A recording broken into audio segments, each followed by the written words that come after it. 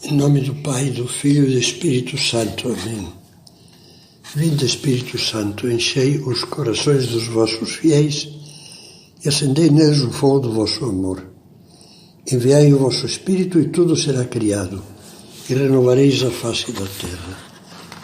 Vamos continuar com as dificuldades objetivas. Já estivemos meditando que as dificuldades que aparecem inevitavelmente em todos os campos da vida nos fazem bem. Sós, enfrentando e superando dificuldades, as virtudes humanas e cristãs crescem. E as tentações? Vamos nos perguntar agora nesta meditação. As tentações nos fazem bem ou mal? Afinal, a tentação é uma dificuldade. Olha, eu ia tão bem na minha paciência e de repente me veio uma tentação de não aguentar. Já é demais, de perder a paciência. Ou ia andando muito bem na guarda dos sentidos em relação à castidade e apareceu uma tentação muito forte e me abalou. O que acontece?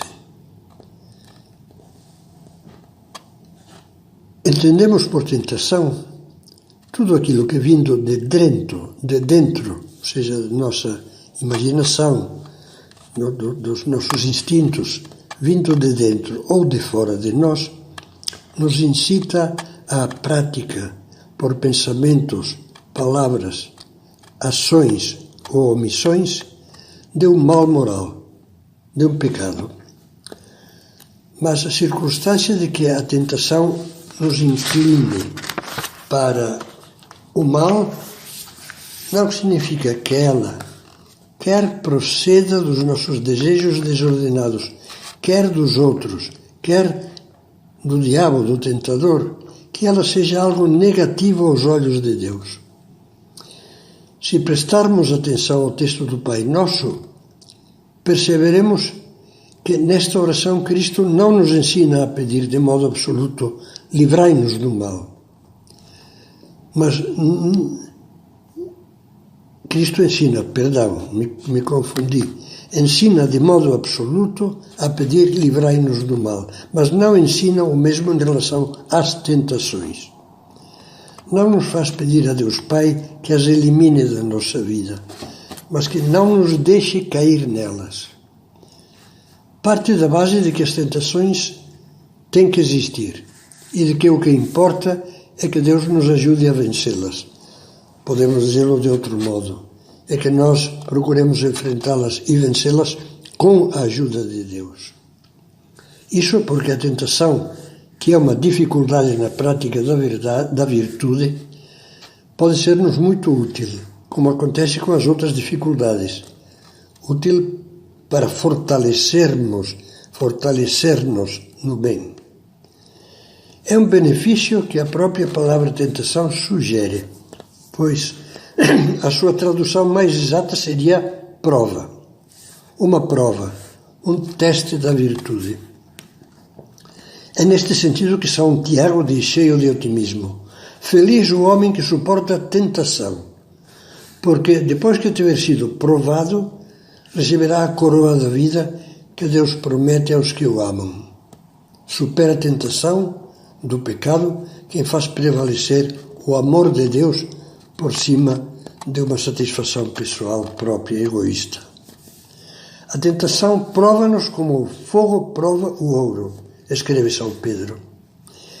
É a mesma ideia que se encontra no livro da Sabedoria do Antigo Testamento, falando dos justos que tiveram que enfrentar sofrimentos e provações, afirma que Deus os provou e os achou dignos de si.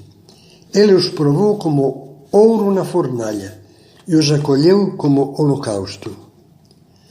As nossas virtudes estão sendo testadas constantemente. Todos os dias encontramos incentivos para agir mal, para perder a paciência, para abandonar um dever, para nos ferirmos uns aos outros com palavras ou atitudes, para nos deixarmos arrastar pela sensualidade e pelas desordens do coração, aqueles que se esforçam por viver uma vida cristã digna lamentam-se com frequência dessa presença constante das tentações que parecem desbaratar os melhores propósitos. Pensam, estas tentações só me atrapalham e me perturbam. Deus, com certeza, pensa de outra forma.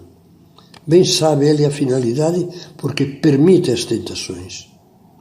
Não para que nos impeçam a prática do bem, mas para que, testando-nos, provando-nos, nos incentivem a praticá-lo com mais força e com maior autenticidade.